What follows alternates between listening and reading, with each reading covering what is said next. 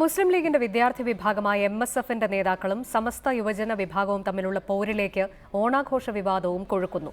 MSF സമ്മേളനത്തിൽ സാമൂഹിക നിരീക്ഷകൻ കൂടിയായ അഷ്റഫ് കടക്കൽ നടത്തിയ പ്രസംഗത്തെ ചൊല്ലിയുള്ള ഫേസ്ബുക്ക് പോരിനിടെ സമസ്ത നേതാവ് നാസർ ഫൈസി കൂടത്തായിയാണ് ഓണം ആഘോഷിക്കുന്നത് ബഹുദൈവ ആരാധനയാണെന്ന് പരാമർശം നടത്തിയത്.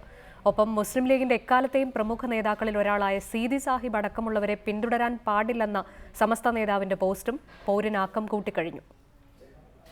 MSF സമസ്ത പോരിന് ആക്കം കൂട്ടിയാണ് നാസർ ഫൈസി കൂടത്തായിയുടെ പോസ്റ്റ്.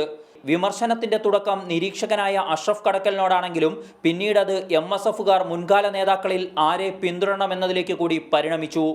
MSFകാർ വളരേണ്ടത് സീതി സാഹിബിന്റെ മുഖം കണ്ടല്ലെന്നും ഖായിദെ മില്ലത്തിനെയും വാക്കഫി തങ്ങളെയും പിന്തുടരണമെന്നുമായിരുന്നു സമസ്ത നേതാവിന്റെ നിലപാട്.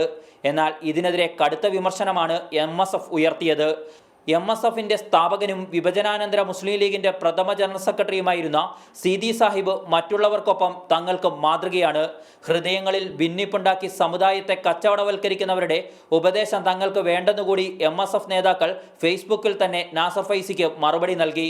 ഇതേ കുറിപ്പിലാണ് ഓണം ആഘോഷിക്കുന്നത് ഷിർക്ക് അഥവാ ബഹുദൈവാരാധനയാണെന്ന വാദവും നാസർ ഫൈസി മുന്നോട്ട് വയ്ക്കുന്നത്.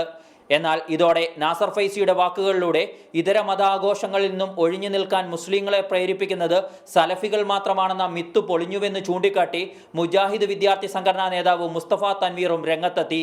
ഇതോടെ ഒരിടവേളയ്ക്ക് ശേഷം ഓണാഘോഷത്തെ ചൊല്ലിയുള്ള തർക്കം മുസ്ലിം സമുദായത്തിനുള്ളിൽ വീണ്ടും സജീവ ചർച്ചയ്ക്ക് വിധേയമാവുകയാണ്. റിപ്പോർട്ടർ, കോഴിക്കോട്.